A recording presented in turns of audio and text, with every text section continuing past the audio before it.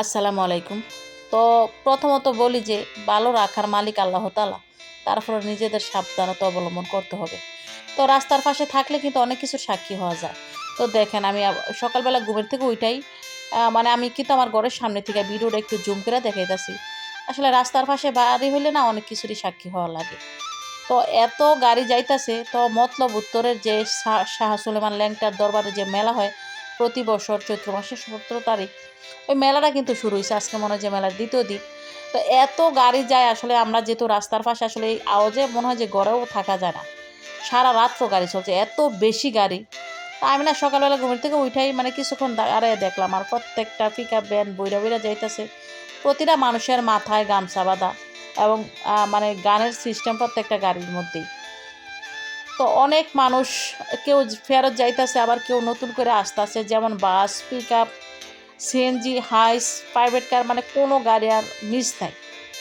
তো দেখেন মানে সকালবেলা অনেকে কিন্তু গাড়িও পায় না, যে দেখেন হাইটা যাইতেছে সিরিয়াচর থেকে দাউদকান্দি যাওয়ার যে সিএনজিগুলো, এই সিএনজিগুলো নাই। মানে এত মানুষের ভিড়। ঈদও মনে হয় যে এত ভিড় না। তো এই আসলে এই অনেক ড্রাইভাররা আছে যে তারা চিন্তা করে যে আমরা এই সিজনে ইনকাম করব। ঈদ গেছে, এখন আবার ল্যাংটার মেলা। তো ড্রাইভারদের উদ্দেশ্য করে বলি যে ইনকাম করবেন, তবে আগে বাইচা থাকতে হবে, আগে সুস্থ থাকতে হবে। তো আমি কিন্তু কিছুক্ষণ দাঁড়ায় থেকে এগুলা দেখা আমি আসলাম বাড়িতে নাস্তা বানানোর জন্য। তো আসলে এগুলো দেখতে কিন্তু ভালোই লাগে।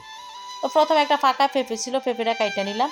আর এখন রুটি বানাবো, যেহেতু মাংসের ঝোল ছিল। তো আমার ছেলে মেয়ে আসলে এই মাংসের ঝোল থাকলে ওরা রুটি খুব পছন্দ করে। তো তো রুটি বানানোর মাঝখানে আবার দেখলাম যে আমার বাগ্নিরা তারা চলে যাবো, তো ডাক দিছে। তো ওদেরকে একটু আগাইতে যাইতাছি রাস্তায়। তো আমার বড় বাগ্নি, ছোট বাগ্নি, বাগ্নি জামেলা ছিল, তারপরে আমার বাগিনা, বাগিনার বউ। তো ওরা যাইবো। তো সিএনজি আসলে সিএনজি তো না, যেহেতু মানুষের অনেক চাপ, তো ওরা অটো অটো দিয়ে যাইবো। তো এই তো এই গাড়ি যাইতেছে দাউদকান্দি, বড় বাগ্নি।